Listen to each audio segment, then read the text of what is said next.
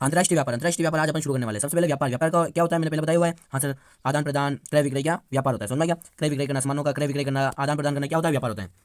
प्राचीन समय में रेशम मार्ग के द्वारा चीन से रोम क्या होता था, व्यापार होता था, समझ में आया, समझ में आया। और 15वीं शताब्दी में जल परिवहन की शुरुआत हुई। तो अंतर्राष्ट्रीय व्यापार के कितना आधार है? 5 आधार है। राष्ट्रीय संसाधनों की भिन्नता, जो हर राष्ट्र है, हर राष्ट्र के पास क्या भिन्नता है, मतलब हाँ तो राष्ट्रीय राष्ट्रीय हाँ तो अंतर्राष्ट्रीय व्यापार के आधार, अंतर्राष्ट्रीय व्यापार के 5 आधार है। राष्ट्रीय संसाधनों में भिन्नता, मतलब कि हर देश के पास हर एक संसाधन नहीं है, इसलिए उसको क्या करना पड़ता है, अंतर्राष्ट्रीय व्यापार करना पड़ता है। जनसंख्या कारक, जनसंख्या भी एक कारक है, किसमें? अंतर्राष्ट्रीय व्यापार के आधार में। और विदेशी निवेश और परिवहन और आर्थिक विकास की प्रावस्था। अब आते हैं व्यापार संतुलन ये कितने प्रकार का होता है? दो, एक असंतुलित व्यापार, असंतुलित व्यापार और संतुलित व्यापार। ऋणात्मक व्यापार और धनात्मक व्यापार, दोनों। असंतुलित को ही धनात्मक असंतुलित को ही ऋणात्मक कहते हैं और संतुलित को ही धनात्मक कहते हैं। मतलब कि असंतुलित कब होगा? जब आयात बहुत ज़्यादा होगा और निर्यात क्या होगा, कम होगा, तो क्या होगा, व्यापार असंतुलन या ऋणात्मक। और जब आयात तो कम होगा और निर्यात बहुत ज़्यादा होगा, तो क्या होगा, व्यापार संतुलित। समझ में आ गया। अब आता है डंपिंग। डंपिंग का मतलब क्या होता है? कोई और देश किसी और देश में एकदम सस्ती चीज़ें या सस्ता सामान बेचेगा, हाँ से बेचेगा, तो उससे जो ये वाला देश है जहाँ पर ये सामान बेच रहा है, तो यहाँ पर क्या होगा, यहाँ पर जो कंपनियाँ होगी वो तो महंगाई बेचेगी। समझ में आया। तो वो कंपनियाँ क्या हो जाएगी, बंद हो जाएगी। समझ में आ गया। तो इस देश की कंपनियों को क्या होता है, नुकसान होता है। समझ में आ गया sir. WTO world trade organisation पहले क्या था, GATT, general agreement for trade and tariff. कब बना? 1948 में। और डब्ल्यूटीओ कब बना? 1995 में, जनवरी में। और इसका काम क्या है? नियम बनाना, विवाद सुलझाना और विश्व व्यापार पर नजर रखना। क्षेत्रीय व्यापार ब्लॉक, मतलब कि कुछ देश मिलकर क्या बनाए, ग्रुप बनाएंगे और अपने नियम बनाएंगे और अपने लाभ के लिए क्या करेंगे, व्यापार करेंगे। समझ में आ गया। लाभ कमाएंगे, व्यापार करेंगे तो लाभ ही कमाएंगे। हाँ सर, जैसे कि आसियान, उदाहरण के लिए आसियान, यूरोपीय यूनियन, ये हो गया। हाँ सर, ये हो गया।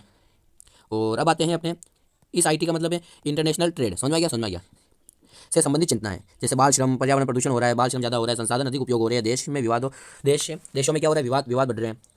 और पतन क्या होते हैं? अंतर्राष्ट्रीय व्यापार के प्रवेश द्वार होते हैं। ये तो मैंने पहले बता दिया, यहाँ से बताइए।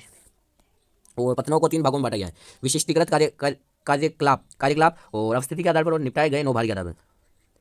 और विशिष्टीकृत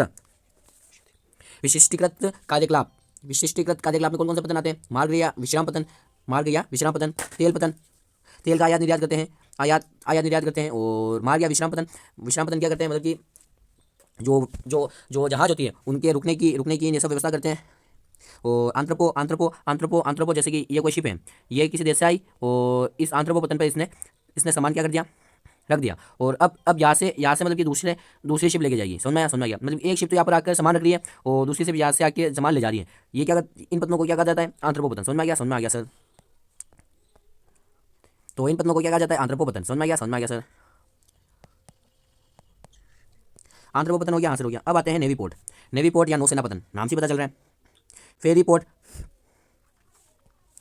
मतलब छोटी दूरी के लिए क्या करते हैं, यात्रा करते हैं। मतलब कि छोटी दूरी के लिए क्या होता है, ये पोर्ट होते हैं। जैसे कि इतनी सी दूरी पार करनी है तो फेरी पोर्ट का उपयोग करेंगे। समझ में आ गया सर।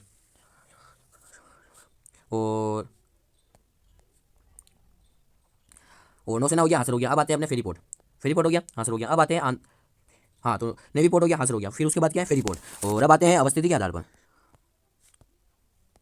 कि अवस्थिति का है, समुद्र पे अवस्थिति क्या कहाँ पर होगी? एक तो समुद्र के अंदर और एक स्थल के अंदर। मतलब कि एक तो स्थल के ऊपर होगी स्थिति पतन की, और एक होगी समुद्र पर। जो समुद्र पर होती है पतन की स्थिति, उसे अपन क्या कहेंगे, बाहरी पतन। जो पतन समुद्र पे होते हैं, समुद्र के अंदर होते हैं, उन्हें क्या कहते हैं, बाहरी पतन। और जो स्थल के अंदर होते हैं उन्हें आंतरिक पतन, उन्हें अपन क्या कहेंगे, आंतरिक पतन। समझ में आ गया सर। अब आते हैं अपने निपटाए गए नौभार के आधार पर पतन। तो निपटाए गए नौभार के आधार पर 3 पतन होते हैं, औद्योगिक, व्यावसायिक और विस्तृत पतन क्या करते हैं, सब प्रकार का कार्य करते हैं। समझ में आ गया। औद्योगिक पतन क्या करते हैं, हाँ जो औद्योगिक पतन क्या करते हैं, ये आप क्या करो, कमेंट करो। समझ में आ गया। और व्यावसायिक पतन क्या करते हैं, यात्री सुविधाएं प्रदान करते हैं। और एक बार व्यावसायिक पतन देखना, यात्री सुविधा है कि दूसरा है, याद नहीं आ रहा थोड़ा, आप देख लेना वहाँ, ठीक है। हाँ तो ये चैप्टर क्या होता है आपके समाप्त।